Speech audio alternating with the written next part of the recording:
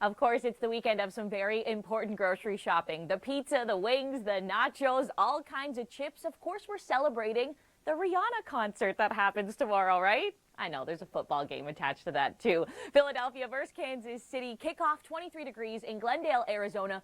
A beautiful forecast. By the time the game wraps up, we should be at about 15. So some very nice weather, no disturbances in that forecast. And if you are across the U.S. celebrating with any of your friends or planning a big party, we got some great weather too. Los Angeles, I know that will be a big city for the big game. 16 degrees with sunshine.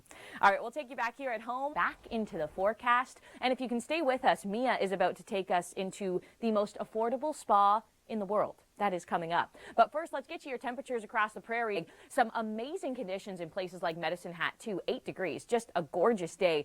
And I want to show you how temperatures are going to change. We are really on the up and up, but look, Tuesday, temperatures start to fall. And we're going to feel that in places like Regina, in Winnipeg as well. So that temperature roller coaster, it certainly is alive and well right across the west. And that's because a little bit of Arctic air, that is going to spill in across the country, and that's going to bring your temperatures down as we go throughout this week. If you're in eastern Canada, you don't have to worry too much about that. Or if you're in Vancouver, 6 degrees today, beautiful day today, bit of overcast skies, and then here comes the rain. Rain moving in through the night tonight and then especially into tomorrow morning. All right, before we leave British Columbia, I want to take you on a tour though. A tour of the most affordable spa in the world. Have a look. Before we get to your local forecast, I just want to show you this. We are expecting an incoming system, likely late Monday in through Tuesday. Watch how far south it tracks, though. This is going to be an interesting one for places like Halifax, likely clipping the region with a little bit of snow before it then moves into Newfoundland as we go into Tuesday. So that's the next one to watch. Wow. Hard to believe it's February. Wait till you see some of the numbers across the board. Big temperature changes this week, though. Some going up, some going down. And the Yukon Quest, that kicks off today. And we have an interview coming up at 23 past the hour from some of the organizers in Whitehorse. Of course, one of the biggest dog sled races in the world. Thanks so much for joining us. I'm Rachel Schoutsen, and we talk about this pleasant and beautiful February weekend. Just soak this in, okay? Look at how many Canadian cities are seeing beautiful sunshine and warmth. 1 degree in Regina today, 3 in Toronto, -1 in Ottawa. St. John's, you still got the flurries, but those continue to wrap up as we go throughout the day today. This is the area of low pressure that was bringing the snow across Newfoundland. There it goes. A little bit of sea effect snow for places like Cape Breton Island. Winds continue to ease, and we have a beautiful day on tap, and especially as we go into Sunday, too. Some of these temperatures really unbelievable. Yeah, that's cold, but we all know February can be a whole lot worse. And as we take a look at the 7-day forecast here, and of course, it is a very important weekend for grocery shopping, chicken wings and pizza, nachos, lots of beverages too, I'm sure. Of course, the big Rihanna concert happening tomorrow. I know, football associated with it too. Philadelphia versus Kansas City at kickoff. This game happening in Glendale, Arizona. Nice, dry, beautiful, sunny conditions. 23 degrees by the time the game is over, down to 15. Really, that's probably a perfect forecast for some good celebrating. And of course, our friends across the U.S., lots of celebration, lots of tailgate parties. 17 degrees in Houston tomorrow, 17 in Los Angeles. And of course, many Canadians are celebrating the Super Bowl too. So in Toronto, your forecast looks quite nice. All weekend long, there is a lot to celebrate. 3 degrees today. Winds are nice and light. Sunshine is building as we go throughout the afternoon. There's really no complaints in this forecast. Of course, if you have a backyard ice rink, maybe you're complaining. You would like it a little bit colder. We're going to talk throughout the hour about the Rideau Canal and how no one has skated on it yet this season.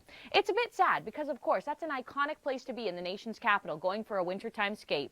This afternoon in Oakville, we're 3 degrees, 2 in Hamilton, 2 in Kitchener, 2 up in Barrie. We did have a little bit of snow squall activity last night. That has all eased. You don't have to worry about any snow squalls today if you're traveling up the 400 or Highway 11. Through the overnight tonight, we're down to -13. Look at those winds out of the southwest. Very light, very calm. Tomorrow morning, I put this forecast in. I'm a runner. I love getting outside for a winter run. Tomorrow morning is really picture perfect running weather for February. just beautiful. You're not going to be fighting that wind at your chest at all. Really enjoyable conditions. Tomorrow afternoon, 5 degrees in Oakville and Toronto, Hamilton, Niagara. Tomorrow really is the day to get outside, maybe without even any gloves, a light jacket, and you're going to be enjoying the sunshine. Make sure you wear some sunscreen because you certainly need it. This area of high pressure, it continues to funnel the warmth right into our backyard. The above seasonal February, it continues. Still a gorgeous February day. And speaking of gorgeous, hey, as a weather presenter, I cannot make everyone happy. I've certainly learned that over my last decade working here at the Weather Network. Some people are going to love the weather and others are going to hate it, but all I can do is explain it and I'll let you decide, okay? You can be the one deciding if you like it or not. This is this area of high pressure. It is essentially funneling in all of this warmth right out of the south, and it's driving it right into eastern Canada. The Ottawa, the Rideau Canal, we have not seen anyone skate on the Rideau yet this season, and that's because it just hasn't been cold enough. It hasn't been cold enough to even see enough snow, really. Look at this. This graphic is really interesting. We're only 11 days into the month, and we have surpassed that normal rainfall. So this is just a sign of the times, the mild winter that we're experiencing, the mild stretch that we're in, the snow on the ground, it has just all melted away, disappeared across the Niagara region into places like Hamilton and Burlington, especially through London. And we're going to see this region really continue to disintegrate all of that snow over the next few days. As we go into today, though, it is weather to smile about. It is very comfortable. The sun is bright and beautiful this afternoon, 3 degrees in Toronto. The winds are nice and light. No snow squalls to worry about if you're traveling along the 400, and more sunshine building as we go into tomorrow. Clear skies through the overnight tonight, and really a beautiful day on tap for tomorrow and Monday. And that's exactly why you need sunscreen this time of year. Have a look. Where you live in Canada also plays a role. You may be at a higher risk for a wintertime sunburn in the mountains of BC versus the Ottawa Valley or the lower Great Lakes. And here's why. Melinda Singh will be joining us in a second to break down this weather story, because this is all about the nation's capital and the lack of cold. We have been missing the February chill, and it has been quite disappointing for the skaters. The skateway is closed. The skateway will open when 30 centimeters of good, thick quality ice has been achieved, and that hasn't happened yet this season. Sophia Kambalia tells us more. And Melinda, you know, many people have mixed feelings about this because the mild February, it really has been easy to deal with. It's been enjoyable, but it is a little surprising to see Winterlude in Ottawa. Beautiful sunshine today, only -1 for that daytime high. We usually expect it to be much colder. So what's going on? Why have we been seeing this warmth?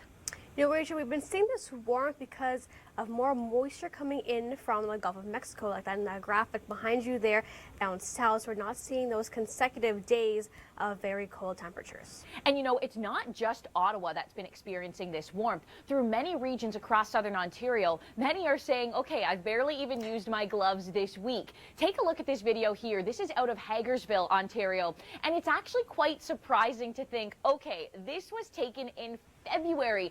Now, not everyone will be seeing rain, though, because we are getting that cooler spell coming back. So let's break down what is happening with the jet stream. So we are looking at the jet stream making its way down south, a bit of a... All right, Melinda, as always, we love having you on the show. Thanks so much for joining us. And for those of you going to Winterlude, don't expect it to be too cold.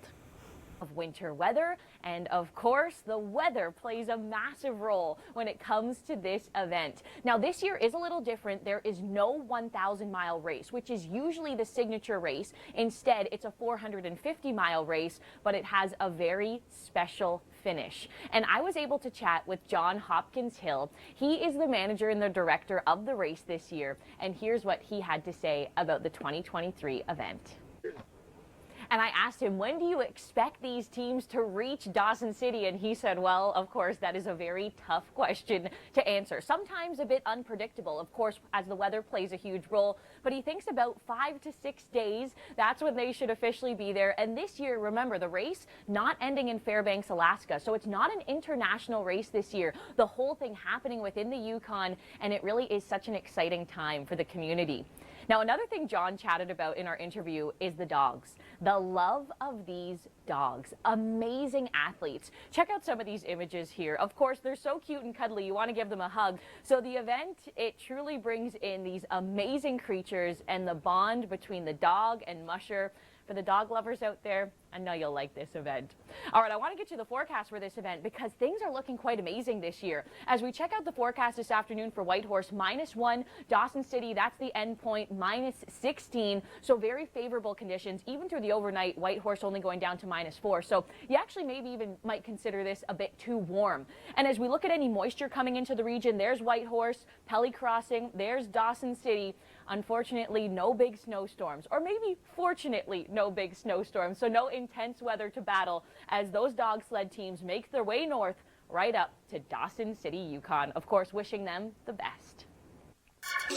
I'm always trying to find the silver lining, okay? As a weather presenter, I cannot make everyone happy. I've certainly learned that over my last decade working here at the Weather Network. Some people are going to love the weather and others are going to hate it, but all I can do is explain it and I'll let you decide, okay? You can be the one deciding if you like it or not.